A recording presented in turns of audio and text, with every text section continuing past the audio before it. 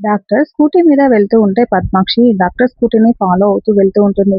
పద్మాక్షి చాలా కోపంగా డాక్టర్ గురించి ఈ రోజు నీ అంతు చూస్తాను అనుకుంటూ కారులో వస్తూ ఉంటుంది. అలా కాస్త దూరం వెళ్ళిన తర్వాత ఒక దగ్గర స్కూటీకి యాక్సిడెంట్ చేసి పద్మాక్షి అక్కడి నుంచి వెళ్ళిపోతుంది. డాక్టర్ ఈ స్కూటీ మీద నుండి కింద పడిపోయి తల బండరాయికి బలంగా తగలడం వల్ల బ్లడ్ కారుతూ ఉంటుంది.